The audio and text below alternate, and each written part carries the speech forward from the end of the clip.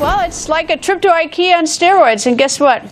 You are footing the bill. The IRS spending millions on fancy new office furniture under President Obama. The IRS spending nearly $100 million on furniture alone. Senator John Thune joins us. Good evening, Greta. Wow. $100 million.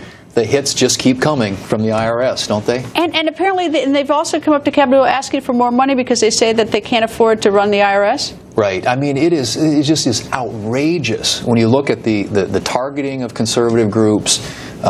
You look at the bonuses paid to people working at the IRS who are delinquent on their own taxes, the agency that we charge with collecting the American people's taxes.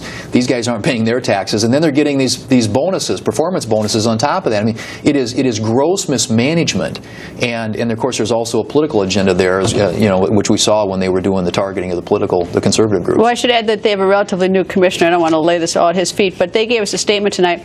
And they're saying they're still trying to assess these numbers used in the report that gave rise to it. They said that they're using an aggressive effort to consolidate our office space and reduce our overhead rent costs.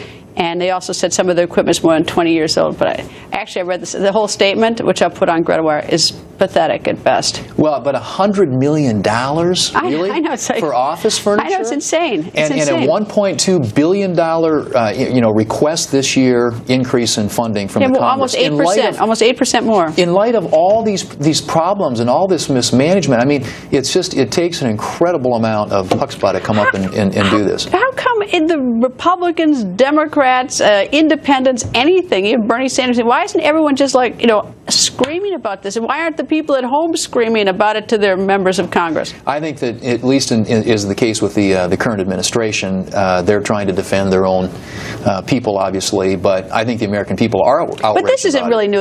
I mean, a lot of the stuff, the targeting is new under this administration, but all the problems of the IRS, they've been building for years. Well, that may be true, but I think it's an example, too. The other thing that, the story that you referenced earlier, 90,000 employees, does it really take 90,000 employees and a $12.5 billion budget to collect the American people's taxes? I mean, this is a government, a bureaucracy that's gotten way too big and is run amok. So what can you do? Because there isn't a single American out there who wants $100 million, at least I don't think, spent on furniture that doesn't need to be spent. I don't think they want people to be getting bonuses when they work there and they owe back taxes. I mean, at least we could use the bonuses. We could hold their bonuses and apply it to their back taxes. Right. I mean, why isn't something being done? Well, and you didn't mention the travel, the trips, with all the exotic and things the targeting. So, all those things, I think, point to just a systemic problem with the agency. Now, right, they've got a new commissioner.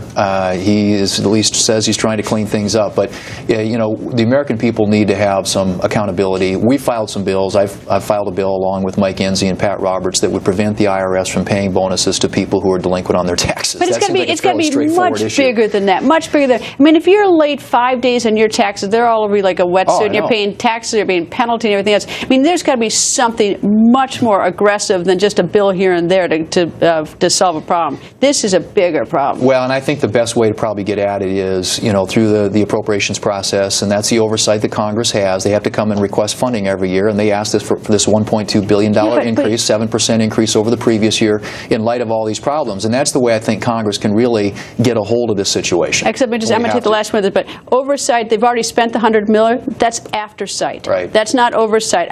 We oversight, it prevents any of that from any happening, but I'm taking the last word on it. Senator, thank you. Fair enough. All right.